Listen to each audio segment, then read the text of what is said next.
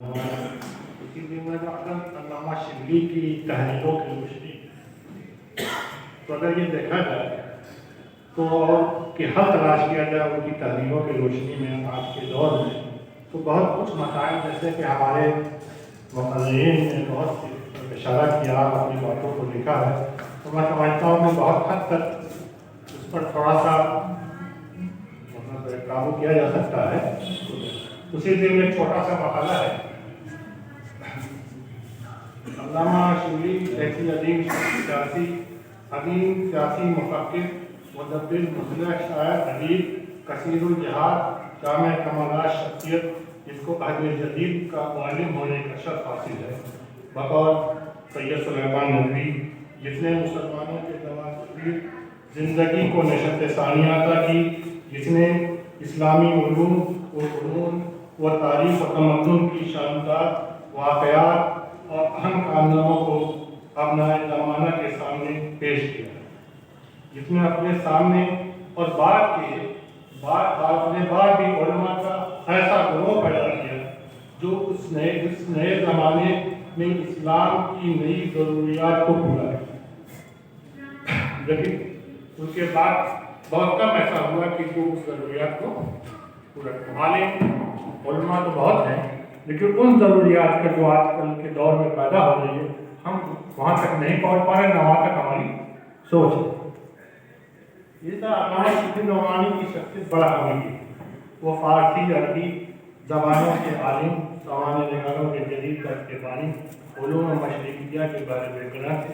متعدد مذہبی اور اخلاقی سیاسی اور قومی نظم و تقریر اور مضامین کے ذریعے آپ نے عہد کے مسلمانوں کو آئینہ دکھانے اور ان کی رہنمائی کرنے والی شخصیات میں ان کا شمار ہے جنہوں نے اپنے جدید سیاسی تصورات کو اسلامی اصولوں سے ہم کرنے کی کوشش کی تاکہ معاشرہ مہذب ترقی یافتہ کلانے کا ہو سکے. انہوں نے مسلمانوں کی تعلیمی سیاسی فکر و شعور مذہبی زندگی میں اہم رول ادا کیا. عہد جوانی سے قوم ملت کی خدمت کا جذبہ ہمیشہ ان کے دامنگیر رہا. ملکی بین الاقوامی سیاست پر نظر رکھی ہر مسئلے پر اپنی ایک الگ سوچ رکھی الگ سوچی سمجھی رائے کا اظہار کیا. مسلمانوں کے سیاسی مسائل پر مفکرانہ اور فکر کے ساتھ ان کے زوال پذیر زندگی کو سدھارنے اور راہ راست پر لگانے کی کوشش کی اور اپنی پوری زندگی اسلام کی سربلندی ملت کی دردبندی قوم و وطن کی خیرخواہی و فلاح میں صرف کر دی. معاملہ سیاسی نہ تھے مگر اپنے خیالات اور فکر و شعور سے بھرپور سیاسی بلکہ رکھتے تھے. تو یہ ہلکا سا ان کا سیاسی نقشہ جو وہ مسلمانوں کے ساتھ ہندوستان میں اس وقت کرنا چاہتے ہیں. اب اسی کے جو چاہے وہ بین الاقوامی سیاست ہو اور چاہے ہندوستان کی اپنی اندرونی سیاست ہر جگہ بڑھ چڑھ کر حصہ لیا. چاہے وہ ترکی کا مسئلہ رہا ہو چاہے وہ عرب کا مسئلہ رہا ہو فلسطین کا مسئلہ رہا ہو ہر جگہ انہوں نے اپنے اس زمانے میں اپنی.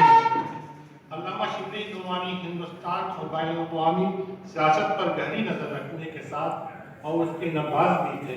انہوں نے اپنی زندگی کا ایک قیمتی لمحہ علمی قومی و ملی کاموں کے لیے وقف کر دیا. ان کی ذمہ داریاں انہیں وقت نہیں دیتی تھی کہ وہ عملی سیاست کے میدان میں اپنے جوہر دکھائیں لیکن اسلامی ممالک اور ہندوستان میں رونما ہونے والے واقعات سے بے تعلق بھی نہ تھا. ان کا جیسا حساس شخص یہ کیسے گوارا کر سکتا تھا کہ علی گڑھ کالج سے وابستہ ہونے کے باوجود انہوں نے سر سید کی سیاسی حکمت عملی کی مخالفت کی.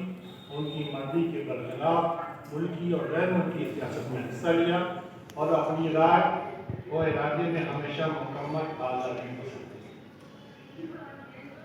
دوسری جو علامہ شبلی نعمانی مسلمانوں کے گہرے مسائل سے گہری دلچسپی رکھتے تھے.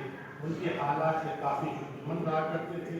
اس دور میں مسلمانوں میں ہند بین الاقوامی مسلمان کافی اضطرابی تربیت بھی ہوتی ہے. انہوں نے ہر محاذ پر ناکامی جس طرح سے آج ہوتا ہے پوری دنیا میں اور ہندوستان میں خاص طور سے ناکامی اور ہزیمت کا سامنا تھا. اقوامی سطح پر جب سے ہم سب سے اہم مسئلہ ترکی کا ہے उस ज़माने में तुर्की का फ़लस्तीन का रहा है।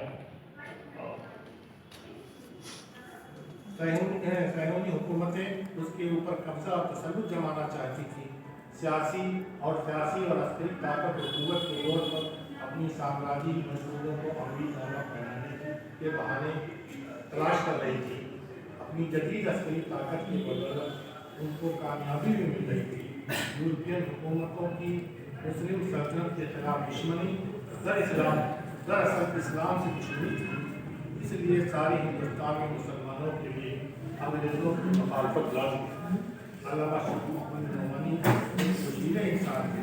इस्लाम और इस्लामी मसाइल से दिलचस्पी उनके दिल में जागती थी।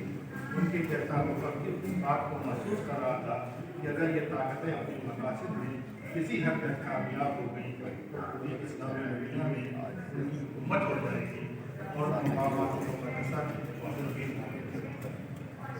के अलावा अल्लामा शफी ने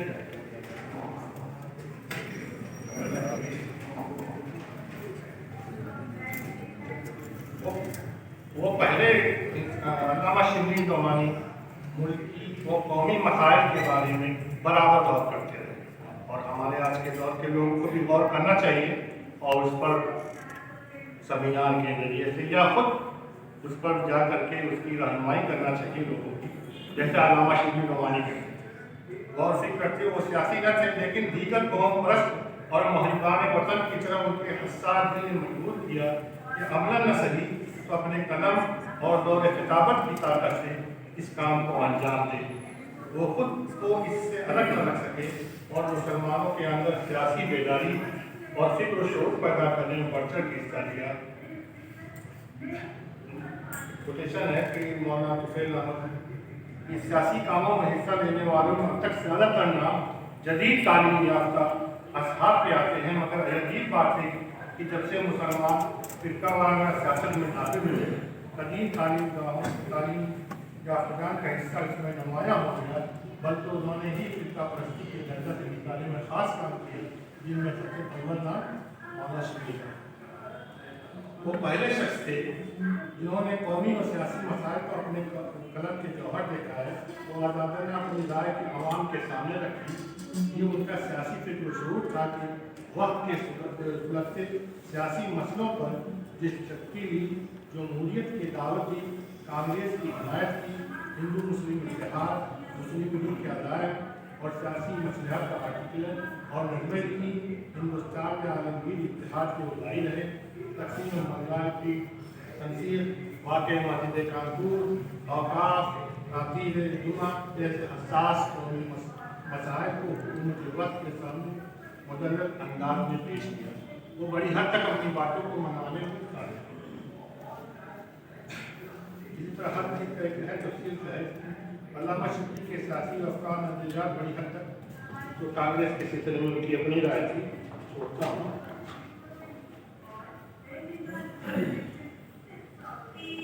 इस तरह से हिंदुस्तानी मुसलमानों के कौमी और सियासी मसाइल को हुकूमती सतह पर भी पेश करने की उन्होंने कमेटी बनाई और खुद वहाँ तक पहुँचाने की कोशिश की ताकि मसाइल को हल हो सके।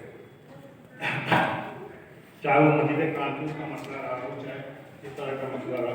वक्फ और औलाद का मसला भी उनके हद का एक कौमी और मिली मसला था, जिसके बारे में सर सैयद ने सबसे पहले कदम उठाया, लेकिन वो उस पार्लियामेंट में वो पास न करा सके।